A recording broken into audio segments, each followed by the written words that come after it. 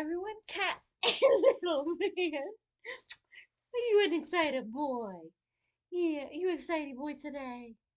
He's been following me around, just climbing on Mama and jumping up and beating my ankles with some toys, going, I want attention! Ah! I was trying to get all set up. Of course, now that I'm sitting down, I want you, Mama. I'm gonna get a toy so I can beat up your ankles some more. Yep, we got my journal for another video, but this is gonna be a Monday, so you know what that means. And yes, it's weird. You can actually see my couch because the blanket that's usually up here is getting washed because puppies like pulling it down and getting dirty paws on it. So, oh yeah, you just going to town now. You could have been getting some lovies, but you don't want them.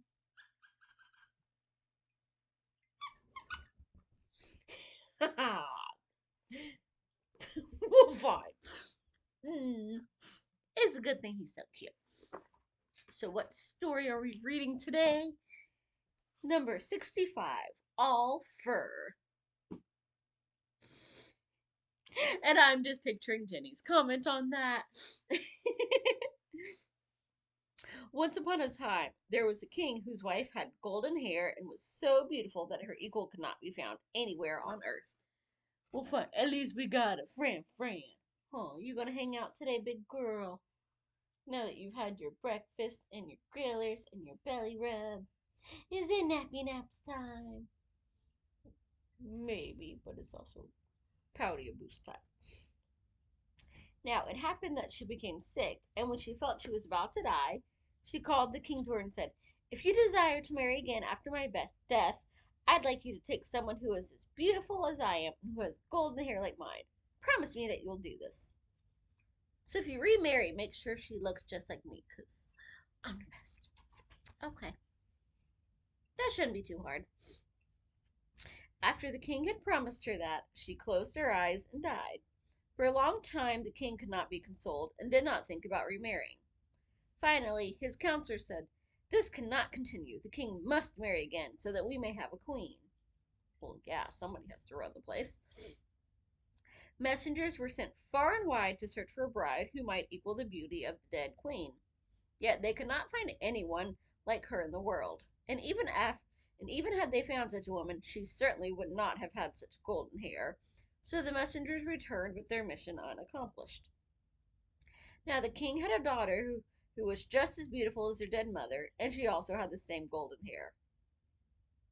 I don't like where this is going. I mean, we're already doing that in politics. Let's not put it in our stories and act like it's normal. When she was grown up, the king looked at her one day and realized that her features were exactly the same as those of her dead wife, or of his dead wife. Suddenly, he fell passionately in love with her and said to his counselors, I'm going to marry my daughter, for she is a living image of my dead wife. And this is why you stay the heck out of royalty and anybody that wants to be royalty. When the counselors heard that, they were horrified, rightly so for once, and said, Yeah, God has forbidden a father to marry his daughter. Nothing good can come from such a sin, and the kingdom will be brought to ruin. I would have used other methods, but this was way back in the day. When she heard of her father's decision, the daughter was even more horrified, but she still hoped to dissuade him from carrying out his plan.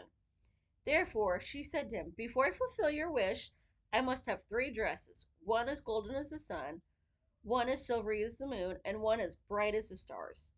Furthermore, I want a cloak made up of 1,000 kinds of pelts and furs, and each animal in your kingdom must contribute a piece of its skin to it. That's a little creepy and evil. She thought, He'll never be able to obtain all those furs, and by demanding this, I shall divert my father from his evil intentions. But what did all the poor animals do that they gotta get skinned? Psh, a little abusive. Not, so bad she deserves her dad, but, still wrong. The king, however, persisted, and the most skillful women in his in his realm were assembled to weave the 3 dresses. One is golden as the sun, one is silvery as the moon, and one as bright as the stars. His huntsman had to catch all the animals in his entire kingdom and take a piece of their skin. Thus, a cloak was made from 1,000 kinds of fur. At last, when everything was finished, the king ordered the cloak to be brought and spread out before her. Then he announced, "The wedding will be tomorrow." When the king's daughter saw that there was no hope whatsoever of changing her father's inclinations, she decided to run away. You could have done that before you let them maim all the animals. That night, while everyone was asleep, she got up and took three of her precious possessions: a golden ring, a tiny golden spinning wheel, and a little golden reel. She packed the dresses of the sun, the moon, and the stars into a nutshell, put on the cloak of all kinds of fur, and blackened her face and hands with soot. Okay, a nutshell must mean something else, because I ain't never seen a nut big enough to hold three dresses, especially them old and huge ones. Then she commended herself to God and departed. She walked the whole night until she reached a great forest, and since she was tired, she climbed into a hollow tree and fell asleep. When the sun rose, she continued to sleep and sleep until it became broad daylight. Meanwhile, it happened that the king, who was the lord of this forest, was out hunting in it. And when his dogs came to the tree, they started to sniff and run around it and bark. "Go see what kind of beast has hidden itself there," the king said to his huntsman. The huntsman obeyed the king's command, and when they returned to him, they said, "There's a strange animal lying in the hollow tree. We've never seen anything like it. Its skin is made up of 1,000 different kinds of fur, and it's lying there asleep. See if you can catch it alive," said the king. "Then tie it to the wagon, and we'll take it with us." When the huntsman seized the maiden, she woke up in a fright and cried to them, "I'm just a poor girl, forsaken by my father and mother. Please have pity on me and take me with you. You'll be perfect for the kitchen. All fur," they said. "Come with us, and you can sweep up the ashes there." How the heck do they not know what the princess looks like? I mean, I know she's dirty, but still. So they put her in the wagon and drove back to the royal castle. There they showed her to a little closet beneath the stairs that was never exposed to daylight. Hey, she's kind of like Harry Potter. So, no worries, aka Akuna Matata. Yeah, Van, that's from your favorite movie that you're still avoiding.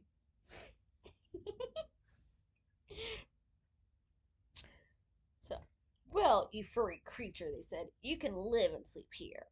When she was sent to the kitchen, where she carried wood and water, kept the fires going, plucked the fowls, sorted the vegetables, swept up the ashes, and did all the dirty work. Like a princess knows how to do any of that. She ain't Merida. All fur lived there for a long time in dire poverty. "Ah, my beautiful princess, what shall become of you?" At one time, a ball was being held in the castle, and All Fur asked the cook, "May I go upstairs and watch for a while? I'll just stand outside the door." "Yes," said the cook. "Go ahead, but be back in half an hour. You've got to sweep the ashes." All Fur took her little oil lamp, went to the closet, took off her fur cloak, and washed the soot from her face and hands, so that her full beauty came to light again. So she'd just been filthy this entire time? Like, ew. How long? I know it's olden days and royalty, but how long do you go without a bath? Then she opened the nut and took out the dress that shone like the sun. When that was done, she went upstairs to the ball, and everyone made way for her, for they had no idea who she was and believed that she was nothing less than a royal princess. You mean, as she is. Though I think she might have lied. You don't dress up to watch from the door and then, go in. The king approached her, offered her his hand, and led her forth to dance. In his heart he thought, "Never in my life have my eyes beheld anyone so beautiful." When the dance was over, she curtsied, and so as the king was looking around, she disappeared. Nobody knew where she had gone. The guards were standing in front of the castle, who were standing in front of the castle, were summoned and questioned, but no one had seen her. In the meantime, the princess had run back to her closet and had undressed quickly. Then she blackened her face and hands, put on the fur cloak, and became all fur once more. When she went back to the kitchen, she resumed her work and began sweeping up the ashes. Let that be until tomorrow, said the cook. I want you to make us soup for the king. While you're doing that, I'm going upstairs to watch Little. You'd better not let a single hair drop in the soup, or else you'll get nothing more to eat in the future. Ouch. It's only food for a, you know, incessant king. The cook went away, and All Fur made the soup for the king by brewing a bread soup as best she could. When she was finished, she fetched her golden ring from the closet and put it into the bowl in which she had prepared the soup.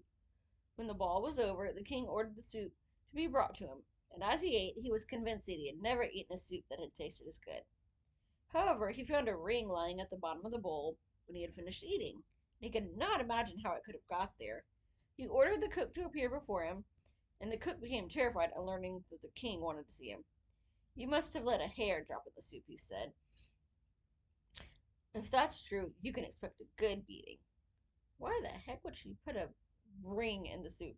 And how the heck did it get confused for a hair? All that inbreeding really makes for idiots. When he went before the king, he was asked who had made the soup. I did, answered the cook. However, the king said, That is not true, for it is much different from your usual soup, and much better cooked. Ooh. I must confess, responded the cook, I didn't cook it. The furry creature did. Go and fetch her up here, said the king. When All Fur appeared, the king asked, Who are you? I'm just a poor girl that no longer has a mother or father. Why are you in my castle? The king continued. I'm good for nothing but to have boots thrown at my head, she replied. Okay. Where did you get the ring that was in the soup? He asked again. I don't know anything about the ring. So the king could not find out anything and had to send her away. Some months later, there was another ball, and the curse of the story strikes again. And like the previous time, All Fur asked the cook's permission to go and watch. Yes, he answered, but come back in half an hour and cook the king the bread soup that he likes so much. She ran to the little closet, washed herself quickly, took the dress as silvery as the moon out of the net, and put it on. When she appeared upstairs, she looked like a royal princess. The king approached her again and was delighted to see her. Since the dance had just begun, they danced together, and when the dance was over, she disappeared so quickly that the king was unable to see where she went. In the meantime, she returned to the little closet, made herself into the furry creature again, and returned to the kitchen to make the bread soup. But is it bread or soup? I need to know. While the cook was still upstairs, she fetched the tiny golden spinning wheel, put it into the bowl, and covered it with the soup.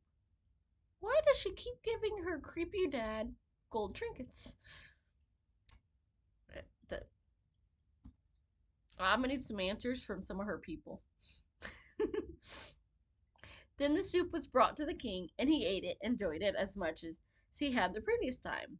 Afterward, he summoned the cook, who again had to admit that All Fur had made the soup. Now All Fur had to appear before the king once more, but she merely repeated that she was good for nothing but to have boots thrown at her, and she knew nothing about the tiny golden spinning wheel. When the king held a ball for the third time, everything happened just as it had before. To be sure, the cook now asserted, Furry creature, I know you're a witch. You always put something in the soup to make it taste good, to make the king like it better than anything I can cook. However, since she pleaded so intensely, he let her go upstairs at a given time. Thereupon she put on the dress as bright as the stars and entered the ballroom. It might be my nappy time. Once again, the king danced with the beautiful maiden and thought that she had never been more beautiful.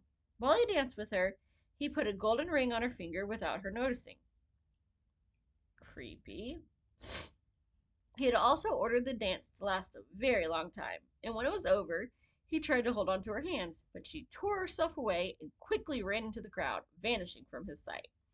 However, she had stayed upstairs too long, more than half an hour, and she could not take off her beautiful dress but had to throw her fur cloak over it. Moreover, she was in such a hurry she could not make herself completely black, and one of the fingers was left white. Then All Fur ran into the kitchen and cooked the soup for the king. While the cook was away, she put the golden reel into the bowl. So when the king found the reel at the bottom of the bowl, he summoned all fur and saw the ring that he had put on her finger during the dance. Then he seized her hand and held it tight. And when she tried to free herself and run away, the fur cloak opened a bit and the dress of bright stars was unveiled. The king grabbed the cloak and tore it off her. Suddenly her golden hair toppled down, and she stood there in all her splendor, unable to conceal herself any longer. After she had wiped the soot and ashes from her face, she was more beautiful than anyone who had ever been glimpsed on earth. You shall be my dear bride, said the king, and we shall never part from each other. Thereupon the wedding was celebrated, and they lived happily together until their death. Ew. Hopefully they didn't have any kids. So, that was a mess. I still don't know why she was giving away her golden trinkets that she, cared enough to run away with, but, She did say she was happily married to her dad, so, It is what it is. Hopefully y'all enjoyed that, or at least the puppy visitors. And I will see you soon. Bye. Happy reading.